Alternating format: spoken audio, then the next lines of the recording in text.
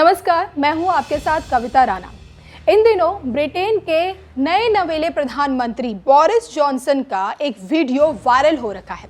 असल में G7 summit में शामिल होने के लिए बोरिस जॉनसन फ्रांस पहुंचे थे, लेकिन कुछ ऐसी हरकत कर बैठे जिसके चलते अब उनकी चौतरफा निंदा हो रही है, या फिर यूं कहें कि किरकिरी हो रखी है।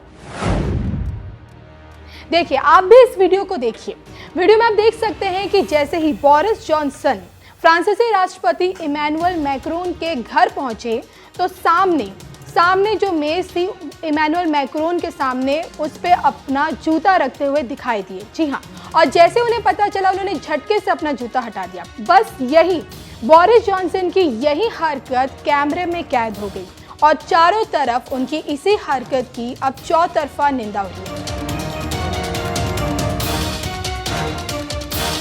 हालांकि अपनी इस हरकत पर तुरंत बोरिस जॉनसन ने माफी भी मांग ली है, तो वहीं फ्रांसीसी राष्ट्रपति भवन से भी बयान सामने आया है। राष्ट्रपति भवन ने बयान जारी कर कहा है कि जॉनसन ने फ्रांसीसी राष्ट्रपति के सामने रखी मेज पर जूते जरूर रखे थे, लेकिन उन्होंने इस तरह के मैक्रों की बेइज्जती नहीं की है। तो लोगों का कहना है कि जिस तरह से बोरिस जॉनसन इमैनुअल मैक्रोन के सामने पेश आए, उससे कहीं ना कहीं बोरिस जॉनसन ने न सिर्फ फ्रांस की बल्कि वहां के फ्रांसीसी राष्ट्रपति इमैनुअल मैक्रोन की भी बेइज्जती की है। बोरिस जॉनसन की इस हरकत पर लोगों का कहना है कि इसे बोरिस जॉनसन की नासमझी समझे, गुस्ताखी समझे, गलती समझे या फिर शिष्टाचार की कमी। बोरिस जॉनसन की इस हरकत पर आपका क्या कहना है, आपकी क्या राय है, प्लीज हमें कमेंट करके जरूर बताइएगा।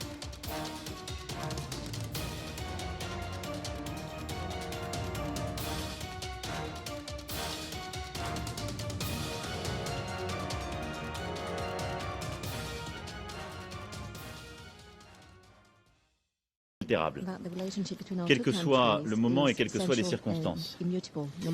C'est notamment le cas en matière de politique étrangère, de défense, et je vois dans votre choix de venir à Paris aussi l'incarnation de la nécessité d'entretenir cette relation privilégiée. Cette relation, elle a une histoire très profonde. Elle a également des traités qui nous lient et qui dépassent le cadre de l'Union européenne. Et elle a des engagements très profonds dans plusieurs crises actuelles que nous avons à gérer ensemble et sur des dossiers comme l'Iran, le Sahel, la lutte contre le changement climatique, l'éducation des filles. L'implication de nos pays ensemble a toujours été non démentie et est essentielle. Et alors que le G7 débutera dans quelques jours, notre entretien permettra aussi d'assurer une étroite coordination sur ces sujets. Nous évoquerons également, et bien entendu, la question du Brexit. Et là-dessus, vous connaissez ma position, elle est claire, et je sais combien cela occupe vos jours et vos nuits, Monsieur le Premier ministre. D'abord, ma position a toujours été de respecter le choix souverain du peuple britannique, de quitter l'Union européenne. Je le regrette. Si j'avais été un électeur, je n'aurais pas défendu ce choix, mais je crois que la souveraineté des peuples est ce qui fonde les démocraties, et donc je respecte pleinement ce choix et je pense qu'il faut le mettre en œuvre. Ensuite, ma position consiste à protéger et renforcer le projet européen, le marché unique, notre capacité à décider et construire une Union européenne plus forte et plus souveraine. Et c'est pourquoi je suis toujours positionné pour n'affaiblir en rien ce projet dans les négociations et l'organisation que nous avons à prendre. Et enfin, c'est de préserver et d'approfondir la relation bilatérale ancrée dans l'histoire et tournée vers l'avenir. C'est dans cet esprit que l'Union européenne a négocié longuement avec le Royaume-Uni un accord de retrait. Je ne vais pas entrer ici dans le détail de cet accord, et il n'appartient à aucun pays de l'Union européenne seul de négocier ou renégocier cet accord. Mais je veux dire que les éléments clés de celui-ci, comme le backstop irlandais, ne sont pas simplement des contraintes techniques ou des arguties juridiques, mais bien des garanties indispensable à la préservation de la stabilité en Irlande, à l'intégrité du marché unique, qui est le socle du projet européen, et sont partie intégrante de cet accord longuement négocié par le Royaume-Uni et l'Union européenne.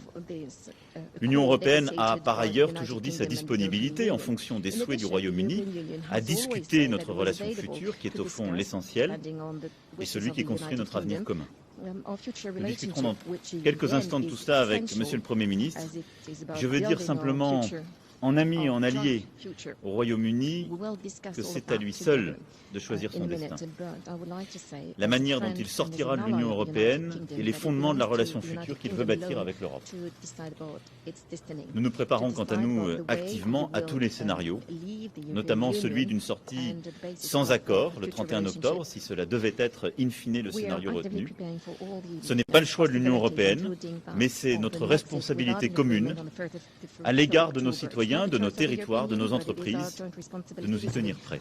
Et c'est ce que nous avons d'ores et déjà préparé. Mais je sais en tout cas que l'avenir du Royaume-Uni, autour de notre histoire, de nos valeurs, ne peut se trouver qu'en Europe, que notre géographie est têtue à cet égard. Et je sais, je dis avec confiance que l'avenir nous le confirmera, par-delà les secousses, les vicissitudes qui peuvent être celles de l'actualité. Voilà, mesdames, messieurs, les quelques mots que je souhaitais dire, en redisant tout le plaisir que j'ai d'accueillir aujourd'hui M. Boris Johnson et M. le Premier ministre. Plaisir que nous avons de vous avoir à l'Élysée aujourd'hui. Merci. Well, thank you very much, Monsieur le Président. Emmanuel, thank you, and it's great to be here in Paris, and I thank you for the wonderful welcome. Listen, in view of what you've just said, and in view of your remarks overnight about Brexit, I want to come straight to that particular point. I want to make it absolutely clear to you, Emmanuel, to the French people, that of course I want a deal. And I think we can get a deal, and a good deal. I was powerfully encouraged by our conversations last night in Berlin with our mutual friends, and I know that with energy and with creativity and application we can find a way forward for all our businesses and our citizens. But as you yourself have just pointed out, Emmanuel, it is vital for trust in politics that if you have a referendum, then you should act on the instructions of the voters. And that is why we must come out of the EU on October the 31st, deal or no deal. And then, of course, we can take our relationship forward. And when I say take it forward, I agree with you wholeheartedly, Emmanuel, that it is a quite extraordinary friendship. At this moment in Mali, French troops are being conveyed in British helicopters as we work together to fight terrorism in the Sahel. As we stand here together side by side at the Elysee, British troops and French troops are side by side in Estonia, protecting the eastern borders of NATO. And when Assad's regime used chemical weapons against his own people, it was Britain and France together with our American friends who showed the collective revulsion of the West in taking out those chemical weapons facilities. Together, we built the world's first supersonic passenger aircraft. We built a tunnel under the Channel. And today, we're actually collaborating on genomics that hold out the hope of curing the world's most intractable diseases. At your G7 in Biarritz that you're chairing, which I'm sure will be a great success, Monsieur le Président, the UK and France will work hand in glove, coude à coude, to tackle climate change, to tackle the tragic loss of species and biodiversity, and as you rightly say, to ensure that every girl in the world gets 12 years of quality education.